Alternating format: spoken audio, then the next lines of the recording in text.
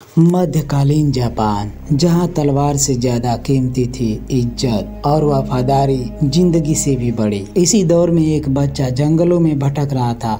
उसका नाम था काई, आधा जापानी आधा अंग्रेज, जिसे इस धरती पर कोई जगह नहीं मिली। लेकिन किस्मत उसे एक ऐसी जगह ले आई जहां प्यार भी था और विनाश भी। वक्कानाई के जंगलों में खोए हुए काई को एक दिन दयालु शासक लॉर्ड असानो मिलते हैं। वो उसे अपने राज्य आको ले आते हैं और अपने बेटे की तरह पालते हैं। काई बड़ा होता है, शांत समझदार, लेकिन हर किसी की नजर में पराया। फिर भी एक शख्स थी जो उसकी आत्मा को पहचानती थी, मीका, लॉर्ड असानो की बेटी। दोनों का प्यार समाज की नफरत से भी मजबूत था, लेकिन किसी ने नहीं सोचा था कि उनका ये प्यार एक साम्राज्य की जड़ें हिला देगा। शोगुन का मंत्री लॉर्ड कीरा असानो का राज्य हथियाना चाहता था। उसकी मदद कर रही थी एक चुड़ैल मिजुकी, जो रूप बदलने वाली लोमड़ी आत्मा थी। उसने अपने जादू से एक दैत्य भेजा, किरीन, एक डरावना राक्षस घोड़ा। जब वो असानो पर हमला करता है, काई बहादुरी से आगे बढ़ता है, एक गिरे हुए योद्धा की तलवार उठाता है और राक्षस को मार देता है।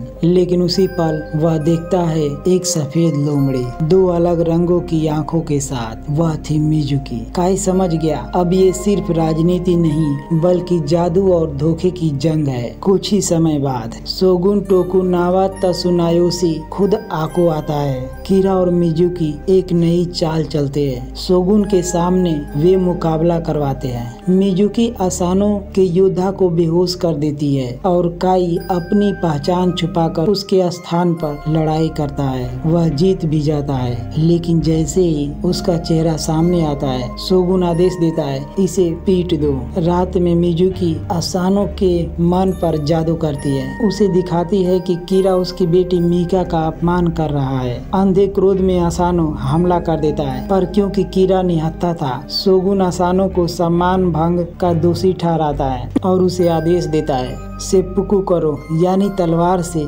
अपनी ही जान लेकर सम्मान से मृत्यु पाओ। असानो चला गया, लेकिन उसकी मौत ने एक तूफान जगा दिया।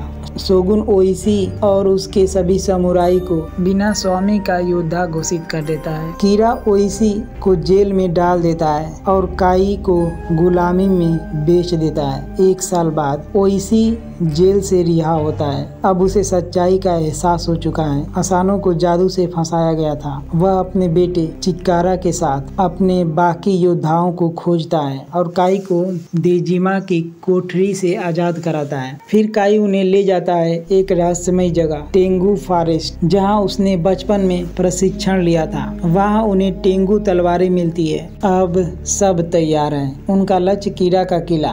पहला हमला असफल होता है। कई साथी मारे जाते हैं। मिजुकी की हंसी गूंजती है। उसे लगता है सब खत्म हो गया, लेकिन नहीं, काई और ओइशी अभी जिंदा है। वे कलाकारों का रूप धरकर कीरा की शादी में पहुंचते हैं। जैसे ही जश्न शुरू होता है, वो हमला बोल देते हैं। काई का सामना फिर से मिजुकी से होता है, जो अब एक विशाल ड्रैगन बन चुकी है। काई टेंगू की शक्ति से उसे मार गिराता है। दूसरी ओर ओइशी कीरा का सिर काट देता है और अपने स्वामी का बदला पूरा करता है। बदला पूरा हुआ, लेकिन अब समय था आखिरी सम्मान का। सभी रोनिन शोगुन के सामने आत्मसमर्पण करते हैं। शोगुन कहता है, तुमने नियम तोड़े पर बुशिडो का सम्मान बनाए रखा। वह उन्हें आदेश देता है, सेप्पुकु करो, ताकि इतिहास तुम्हें गद्दार नहीं बल्कि नायक के रूप में याद करे। ओइशी और काई अपने साथियों के साथ सम्मान की मृत्यु चुनते हैं। उनकी मौत के बाद मीका को उसका राज्य वापस मिलता है और चिक्कारा, ओइशी का बेटा, अपने पिता की परंपरा आगे बढ़ाता है। जब मीका अकेली खड़ी होकर काई की याद में आंसू बहाती है, उसे उसके आखिरी शब्द याद आते हैं, मैं तुम्हें 1000 दुनियाओं और 10,000 जन्मों के बाद भी ढूंढ निकालूंगा। और इसी तरह खत्म होती है एक कहानी, प्यार, सम्मान और बलिदान की।